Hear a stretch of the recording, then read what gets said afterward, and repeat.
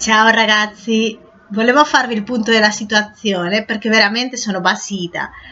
Sono molto molto molto molto stupita, anche se non so perché mi stupisco. Allora, sono uscita dal corso verso le 2, che finalmente l'hanno sospeso, quindi i- da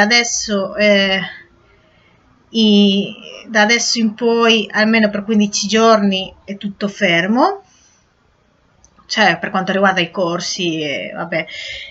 E alle 2, quando sono arrivata a casa, ho pensato che dovevo fare la spesa perché di solito faccio la spesa i venerdì o i sabato. Di solito il sabato, perché in settimana, anche se non lavoro, con i corsi non ho tempo.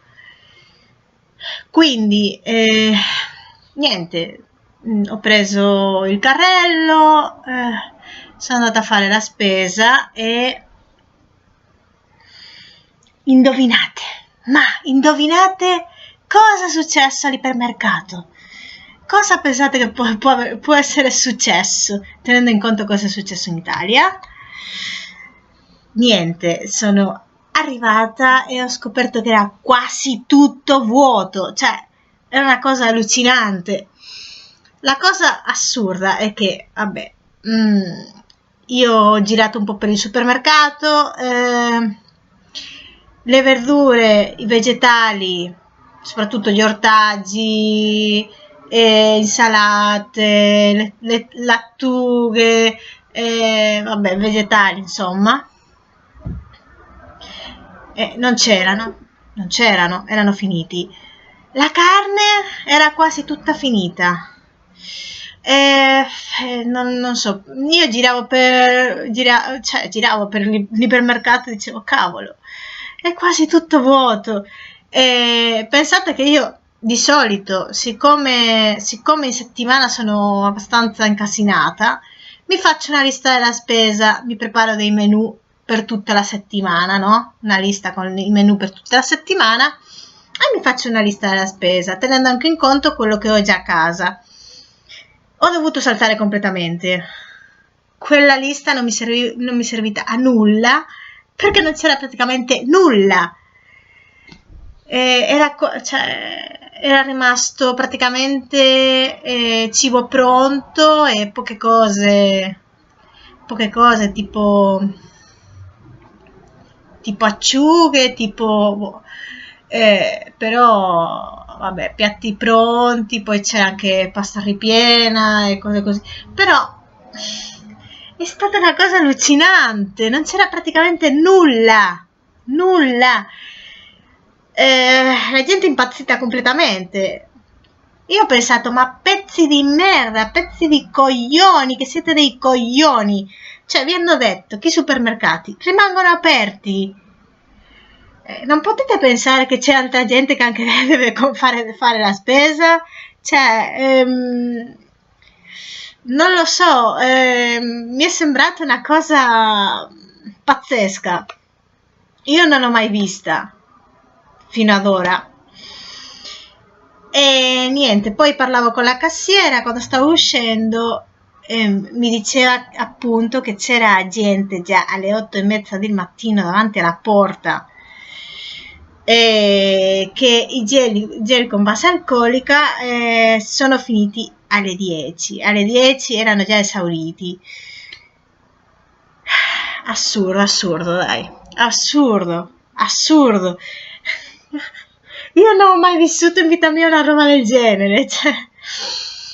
Poi vabbè, niente, da adesso bisogna restare a casa. Evidentemente dovrò uscire solo per fare la spesa, mi sa. Eh, sarà dura perché io il caffè di solito lo prendo al bar, perché io non è che non so farlo, però diciamo che io, siccome prendo il caffè col latte, non faccio bene i calcoli di quanto caffè e quanto latte, e sempre rimane o un po' forte o un po' dolce o non lo so. Non trovo mai il punto giusto.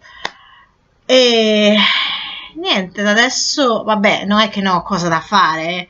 Per me non uscire di casa sarà dura perché sono abituata a muovermi e mi piace molto essere in giro. Però non è che non ho cose da fare. Ho robe da studiare, poi dal corso ci continueranno a dare delle cose, eh, devo anche fare cose a casa, quindi il normale, no? E poi, vabbè, a me piace leggere, guardo la TV anche, a volte se mi viene l'ispirazione scrivo, però adesso cioè, mi risulta più difficile che anni fa, però mi piace farlo comunque. Quindi non è che non avrò cose da fare, però se devo stare 2 settimane praticamente chiusa a casa, sarà dura, sarà proprio dura. Pazienza.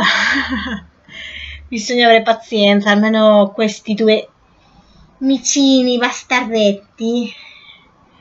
Infatti io sono andata al supermercato anche per loro, perché a me le cose che mi preoccupavano di più era comprare l'acqua, perché io l'acqua la finisco in poco tempo, e comprare il cibo per i gatti, perché sennò, mamma mia, poverini, loro mangiano me, infatti, cioè, quando non hanno da mangiare è una cosa allucinante, diventano pazzi, anche perché a volte non è che hanno fame, però gli piace troppo mangiare, mi sa.